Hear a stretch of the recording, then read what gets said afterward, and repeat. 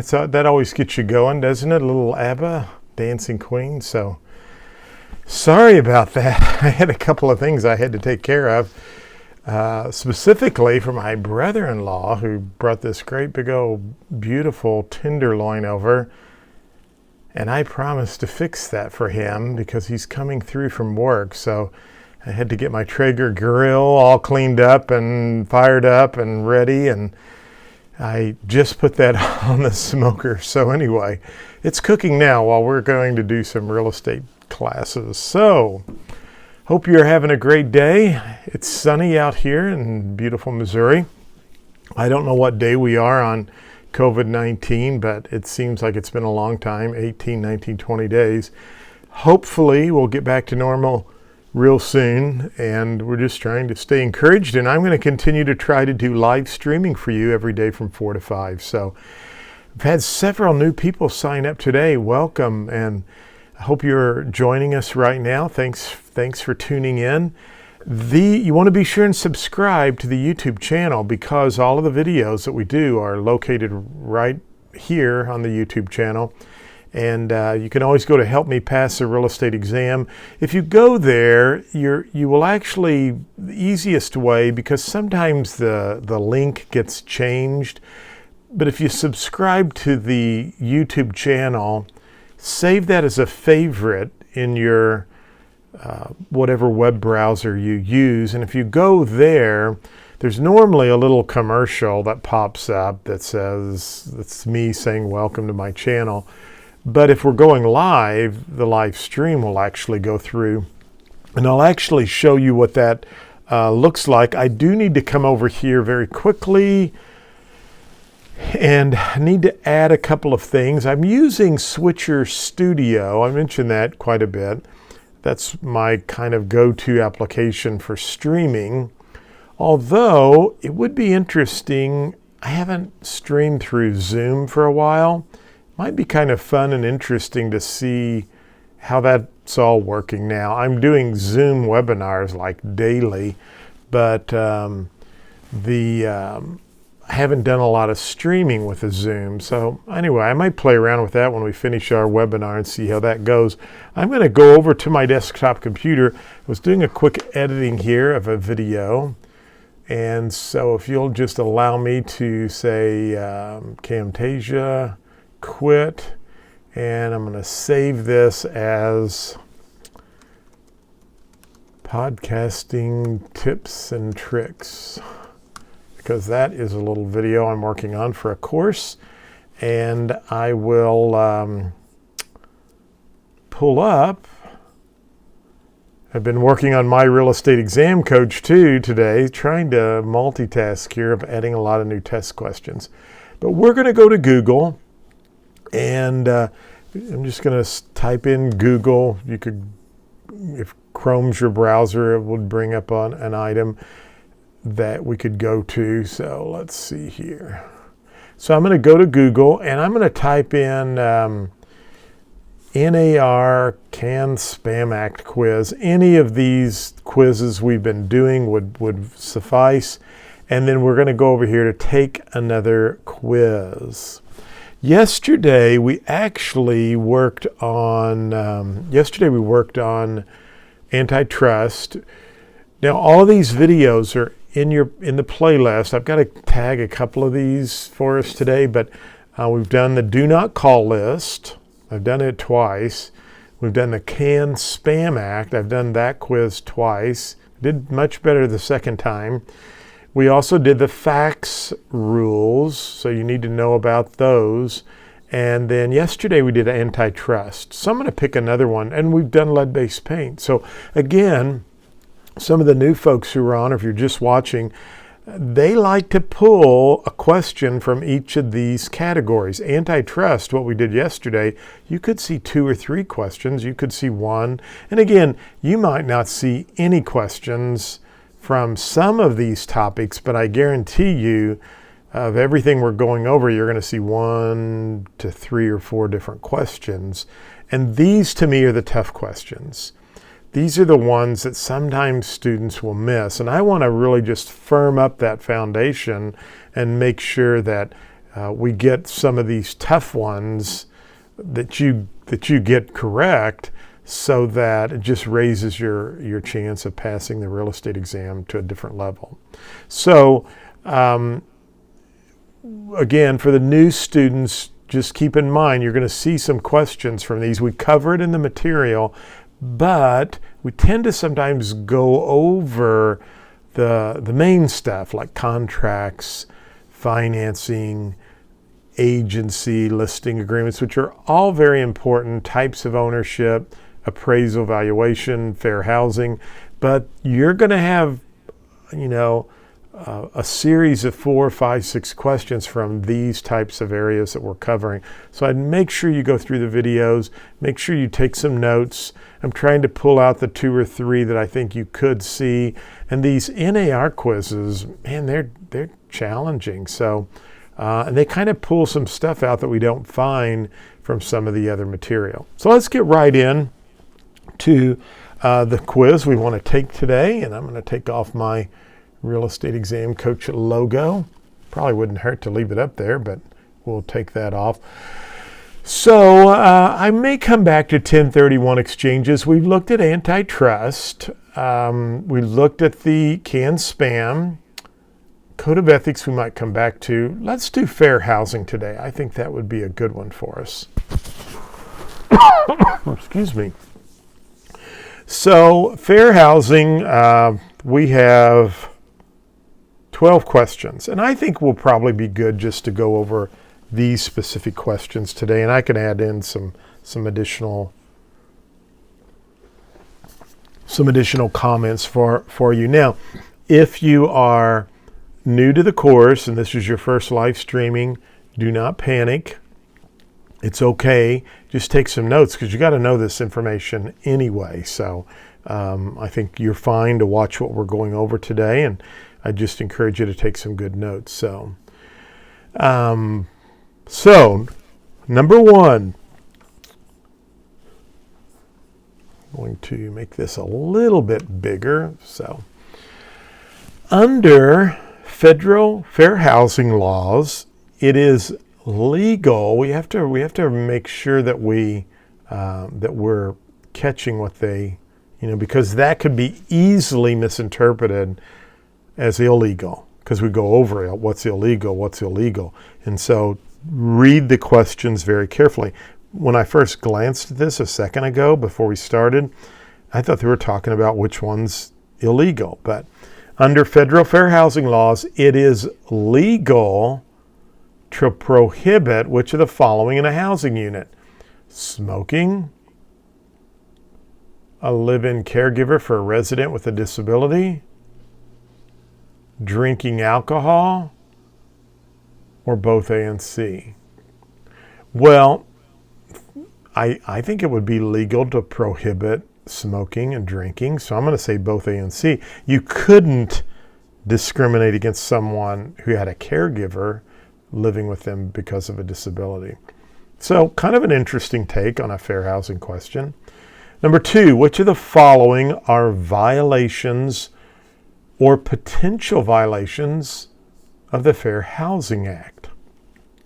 A seller tells you he doesn't want to sell to African Americans.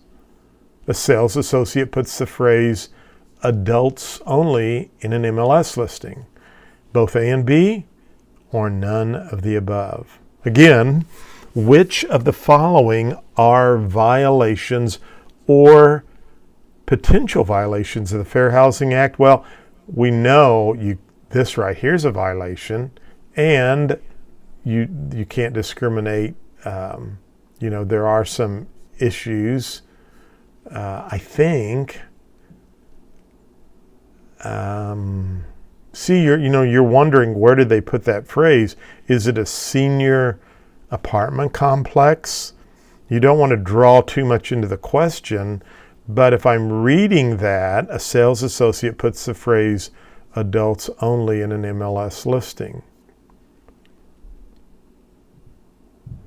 Well, let's click on the Fair Housing Act and see what happens here. Civil Rights Act, we've got some things. I'm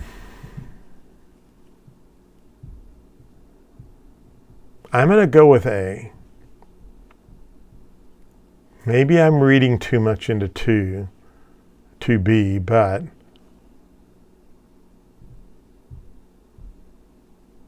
I'm going to just go with A.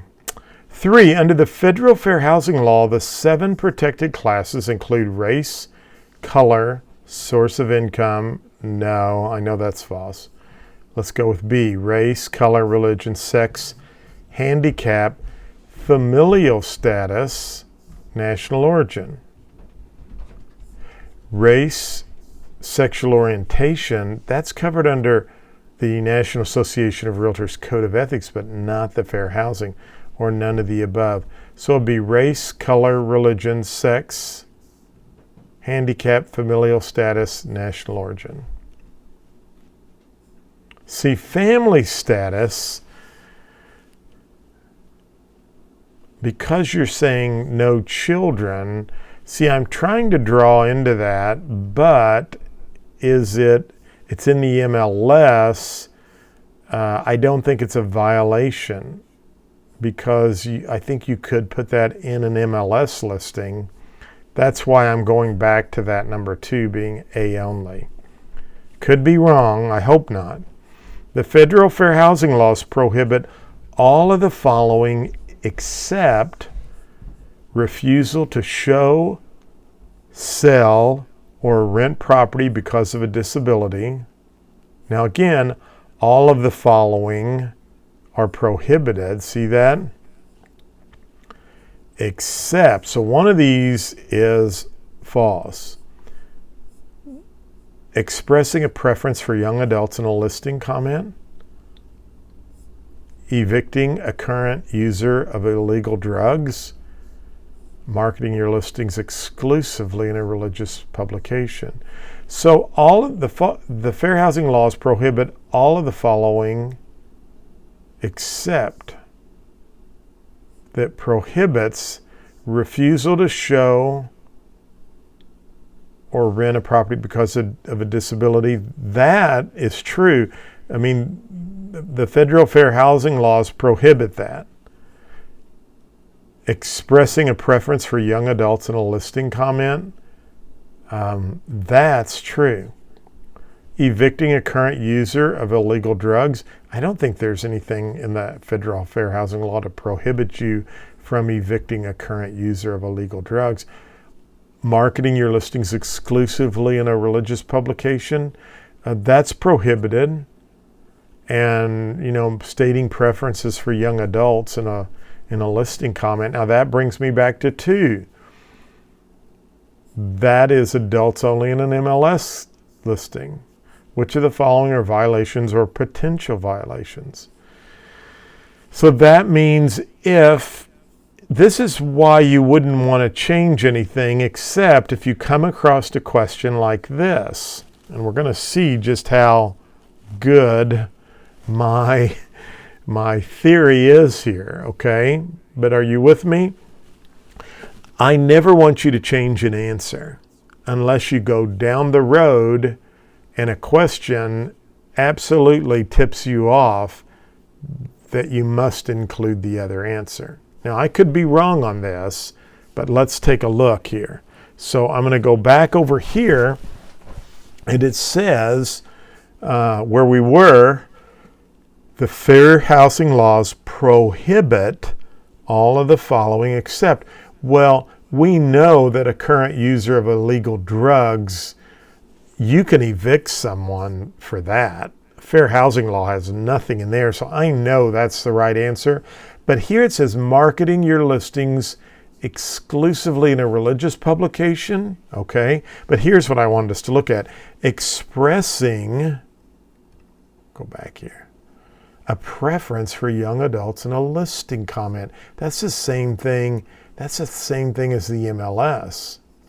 So this leads me to say, then I've got to come back here and pick both A and B. Now, you won't see any questions with both A and B or A and C or none of the above. You're going to have just 4 separate answers. That's the way they've gone. But notice how I know I'm getting 4 right for sure. I feel 99.9% this is right. And if I know 4 has to be right, it has a tip off here that says you can't put something in a listing contract about an age of someone. So that almost makes me realize I've got to go with A and B. That's the only reason I would change my answer. Automatically tips me off. Okay? Tips. Sounded like I said ticks me off. Some of these questions do tick me off, but I was saying tip like it registers. Okay. Hey, we're having fun now, as Steve Martin would say. Number 5, the Civil Rights Act of 1866 does which of the following? Grants all citizens the same rights as white citizens to own, purchase, lease, transfer of real property. That's true.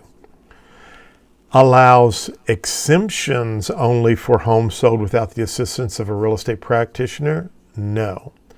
Effectively prohibits all discrimination in real estate based on race. That's true. And the last one is both A and C. So I need to come out here. When you see, and yesterday I gave you some tips. We were talking about antitrust, and just to go back over it again, commissions are always what? Negotiable. Good. Negotiable between the broker and the client, which could be a seller client or a buyer client, right? Commissions are always negotiable. They're negotiable between broker to broker, and they're negotiable between the broker and their agents. Now, the listing contract is between the broker and the client. If it's a selling listing contract. If it's a buyer's agency agreement, it's between the buyer and the broker, not the agent, okay? So, and commissions are always negotiable. So, I gave you some things yesterday, and I'm like, you can get 3 or 4 questions right if you just follow that plan. Now, today, I'm going to give you 2 or 3 more questions you're going to see, and here's the answer. In fact, I've done this with tenancy in common and joint tenancy, and so you're going to see questions about unfair housing, about discrimination against race. It's illegal, always. And the race part goes along with the Civil Rights Act of 1866. 1866. It's interesting that there was a law. This is the Civil Rights Act of 1866, right after Abraham Lincoln was assassinated, the whole reason for our Civil War. And they came up with this law that said all citizens shall have the same right. In fact, let's go back and take a look at it there. It says right here, all citizens the same rights as white citizens to own, purchase, lease, transfer of real property. And the second part of this 1866 law said, effectively prohibits all discrimination in real estate based on what? Race. If you see race and discrimination, it always falls under the 1866 Act. See that right there? Now, B says allows exceptions only for homes sold without the assistance of a real estate practitioner. That's going to be covered in the Title VIII Act of 1968, which talks about discrimination. You can't discriminate on sex, and then we added material, color, religion, national origin, race, which goes all the way back to 1866, and then we added familial status and familial status, and handicap. And I think, is sex in that as well? Yes, I think that's in there. Race, color, religion, sex, handicap, familial status, and national origin. So the answer for this one would be A and C, as we've put here. Just remember, I want to drive that home. The Civil Rights Act of 1866 grants all citizens the same right as white citizens to own, purchase, lease, transfer real property, and effectively prohibits discrimination in real estate based on race. So it's both B and C. And what I was saying here is it's kind of interesting that, first of all, discrimination still occurs, which is horrible. There was a video that was done on Long Island and recently, and it showed some outright blatant discrimination to people of color, which was not right. And we can't do that. So there was a law back in 1866 that really spelled this out. So just remember that. Now, based on federal fair housing law, which of the following people would be protected? A divorced female single parent, a 35-year-old Jewish man, a 50-year-old white man, or all of the above? It would be all of the above. Trying to throw in just, all of these people. Single parent who's divorced because she's female, a Jewish man who's single, and a white man who's 50. So it's all of the above. Number 7, the equal professional service model involves all of the following key guidelines except, now this is equal professional service model. Have I offered a variety of choices? Is my client working with another agent? Has my customer set the limits? Do I have objective information? I'll be honest with you, I do not cover this so let's see what this says. And I don't think you'll see this, but the equal professional service model is a set of policies and procedures designed to help its users provide the same level of service to all real estate consumers. The model involves consistent practices in making the initial contact with consumers, gathering objective information about consumers' needs, letting consumers set their own limits, offering a variety of choices, and keeping accurate records of all the above. The equal professional service model, a key part of NAR's fair housing curriculum, was developed by NAR in the late 1980s. It provides a solid foundation. So if we go back over here, have I offered a variety of choices? I think that was the answer, wasn't it? I think so. We'll try that. When a prospect inquires about the racial makeup of neighborhoods or schools, you should respond by saying, and this is a classic question you could see on the exam, I believe the neighborhood has a few Hispanic families. I can check and get back to you. The Fair Housing Act prohibits me from providing that kind of information. I recommend you contact the school district, municipal government, or local library. I wouldn't worry about that. The neighborhood is safe and the schools are good. Residents in this neighborhood value diversity. You'll fit right in. I think it would be the second one.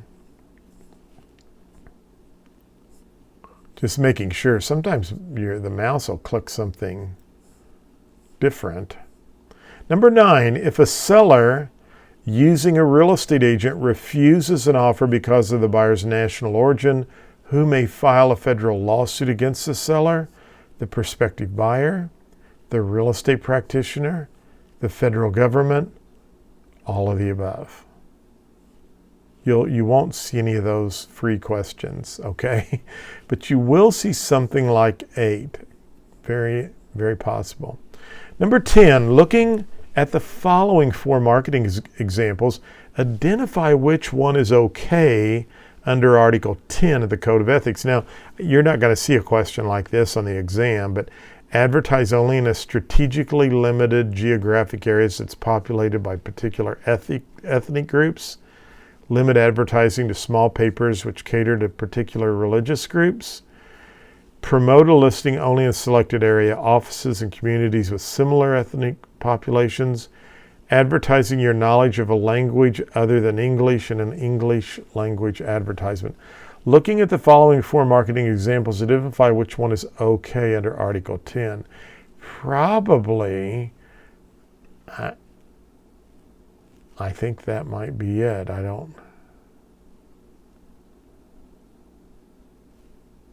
You want to say, well, if I advertise only in strategically limited geographic areas that are populated by a particular ethnic group of people, would that be okay? I'm going to go with this bottom one.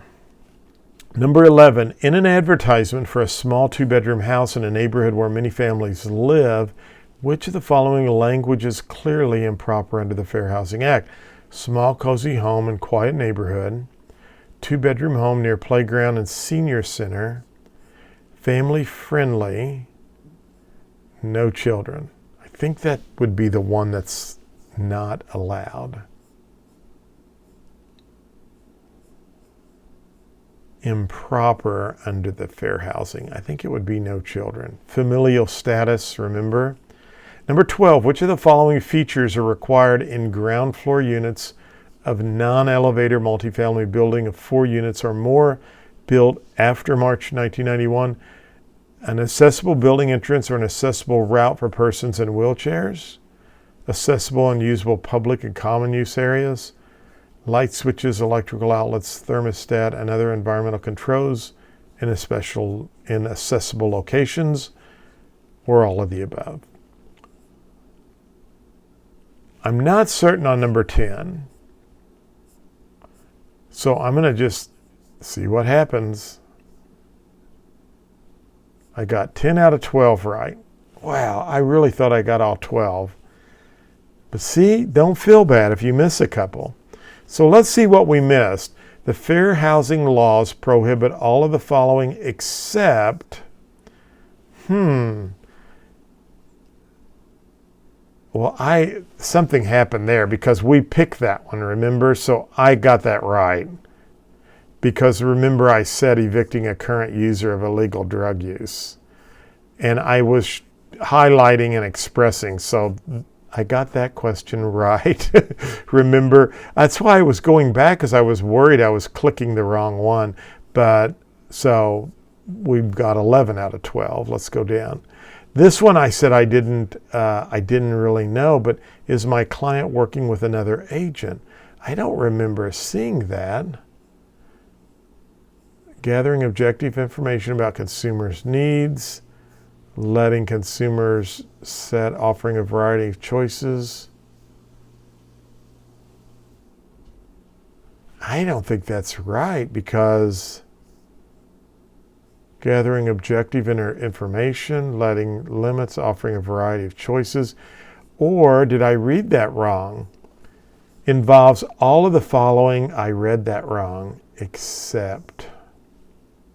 Oh, you got to read them 3 times. So I really only missed one. And that's because I must have accidentally checked the wrong box. But that's a good point. Double check your answers. I mean, because I missed 2 and one was I checked the wrong answer. And the other one I missed was I didn't read the question carefully. That's why I always say read the questions 3 times, and I'm not reading them 3 times here because I don't want to bore you, but I need to do that more often. So, literally I would have gotten 100% had I double checked what gone back through and made sure I checked all the correct ones and read that question and figured out what they were asking. So that's my fault. But that's okay. That's how we learn, right? And so I don't want you to make those same mistakes on test day. Read your answers very carefully, double check, make sure you click your mouse on the right answer, and then Read those questions so you know exactly what they're asking you. So we really got 11 out of 12 right, but I should have gotten 12 out of 12. I just read that incorrectly. So I want to just quickly, we'll take a look at these again. Remember, federal fair housing prohibit. Correct answer was B and C, smoking and drinking. It's not, that doesn't fall under fair housing. B and C. You know, rather than that, I think what I'm going to encourage you to do is just come out here and take these quizzes, because you'll learn and you'll go through and you'll be able to apply that for the real estate examination. Very quickly, let me just remind you, if you are a global real estate school student, and you know, all the new students should have my real estate exam coach, and you're getting it. I think you're getting it in a couple of different ways, but the main way you will get it, and I hope this isn't too confusing for you, you need to go to your phone and go to Business Tech Guy University. And that's going to bring you here to log in. Now you can do this on your phone, and you should have your login credentials. Please understand, your login information for this site is different than Litmus, where you're taking the course. You want to use this when you are away from home, when the virus ends, right? Or if you just want something different to study, okay? So it's my real estate exam coach. This is where I show you how to put, if you watch this, I show you how to put it on the home screen of your phone. And then here is the course content. Now we're right now down here, I think, for the exam under Practices of Real Estate. And this talks about ADA fair housing laws. See that? And then we talk about some advertising there. Antitrust that we did yesterday, all under this. So why I did this way is because this models the PSI exam. Now, global real estate school students don't have to worry about this, because we speak positive affirmations, and our go-to affirmation while we're in the school is, I am going to pass the real estate exam on the first attempt, period. Thanks to Global Real Estate School. But there are students out there who've taken the PSI exam, and they get their results and they're like, wow, I did horrible on property disclosures. Well, guess what? You can go right to property disclosures, and you can look at all of the information over property disclosures right here. So I've broken this down by the chapters, and then you can also go over here to video only. And so under video only, if you want to go down to transfer of title, all of the videos from transfer of title are here. Now under the course content, just so you'll kind of get this, transfer of title, it actually has more than videos. It has questions, it has interactivity, it has the videos. But if you say to yourself, you know, I just really would like to go over the videos from that chapter, just click on what chapter you want, and all of the videos from that chapter will be right there. Now I'm also finishing up all the audio content. So all of the chapters will have audio. If you want to just listen to me talk about the key points that we go over in the course content, you can listen to that right here under audio. I'm also building out the rest of the digital flashcards. You'll have access to practice exams right here. And this is all going to change shortly. And then I've got some other information that you have content with as well. So it's My Real Estate Exam Coach. You can use it on an iPad or a tablet. You can use it on your computer, but it works really cool on a mobile phone as well. And again, to get to that, you go to Business Tech Guy University. BUSI. Business Tech Guy University. It'll bring you here, log in, and then what I would do is just bookmark this as a favorite. So, save it as a favorite. However your browser does that. Right here, you could just put a star, and you can call this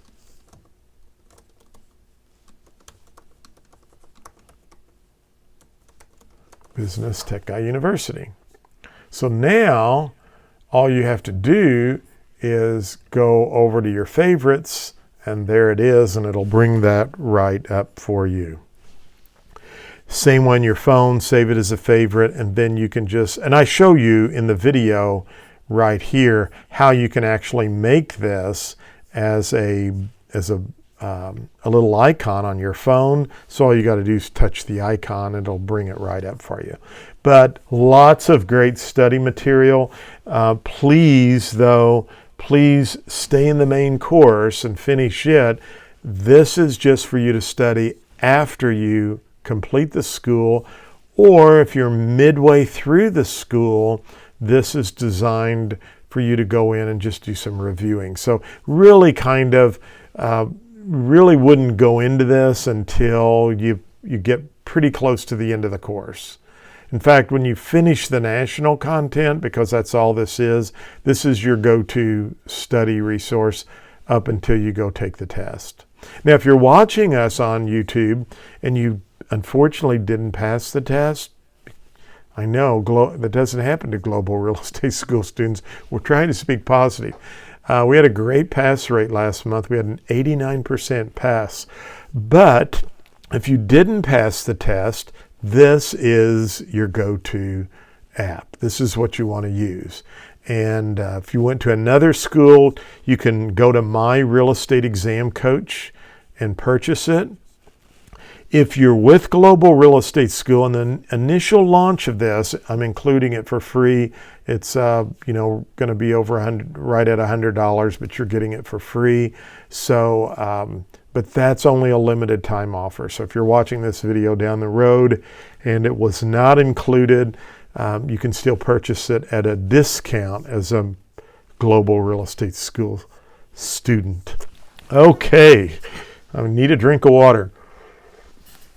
So hopefully this helped you out on fair housing. Tomorrow we'll take another little piece and keep moving along, okay? Keep studying. Don't get discouraged. If you need help, reach out to me. Subscribe to this channel. Check us out on Instagram, Facebook. We're there. We're also over there as well. But as always, thanks for watching. Have a great day, and I will talk to you soon.